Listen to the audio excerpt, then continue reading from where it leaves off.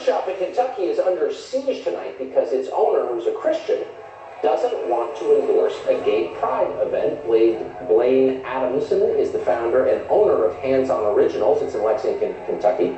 In 2012, he declined to print a series of gay pride t-shirts for an upcoming gay pride festival. He says he serves gay customers all the time. He even employs gay employees, but he doesn't want to print materials that conflict with his religious beliefs, and for that, he spent the past 5 years in court. Blaine Adamson joins us tonight, along with Kristen Wagoner of Alliance Defending Freedom, the legal group, the biggest in the world, doing this kind of work. They're representing him in court. Welcome to you both. Hey, thanks for having us. Thank you. Thank you for coming on. So, Blaine, the obvious question first, you say that it's not a question of disliking gay people, but that you have a religious problem with this. Explain that, if you would. Absolutely. I'll print for anybody. It doesn't matter who you are. It doesn't matter what message, it doesn't matter who you are, what your belief system is. What matters is what message you're asking me to print. And at Hands-On Originals, we've shown over the history of our company that we employ gay employees, and we also print for gay people. It just depends on the message that they ask us to print.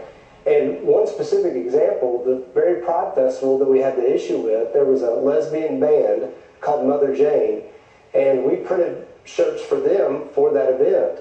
Again, it wasn't because they performed at the event. It wasn't about who they are. It was about what messages we're being asked to print. And we find that we have to decline messages often because of my convictions.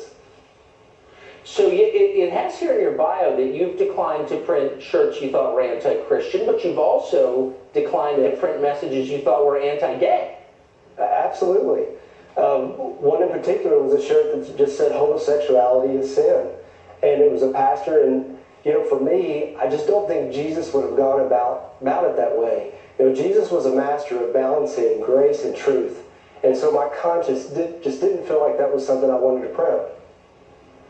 You don't seem like someone who should be sued over this. Kristen, I'm a little bit confused because we do have the First Amendment. Can't someone say what he wants or not say what he wants? Can you really compel someone to say something he doesn't believe? Well, you're absolutely right. The Constitution protects Blaine and others. It protects the right of creative professionals not to be forced to create messages, to express messages, or to celebrate events that violate their core convictions. And that freedom, if we want that freedom for ourselves, then we have to extend it to those with whom we disagree. Could I be sued for not writing a certain kind of novel or not having a certain kind of guest on this show? I'm serious.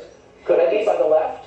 You're spot on, Tucker, because these kinds of laws will be applied to the left as well as the right. Can a Republican speechwriter be forced to write for a Democrat? We're seeing these laws be applied across the United States, and if there's a case right now pending at the Supreme Court that has similar issues, and it's whether someone can be forced to express messages and convey ideas that violate the core of who they are.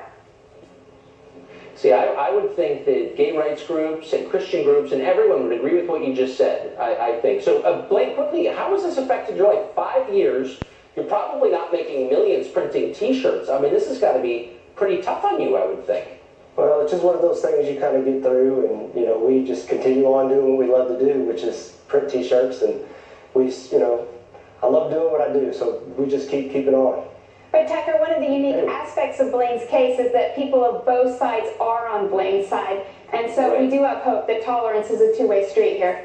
They absolutely ought to be. Unfortunately, we're out of time, but I really wish you both luck in this. Thank you very much. Blaine, Kristen, thank you. Appreciate it. Thanks.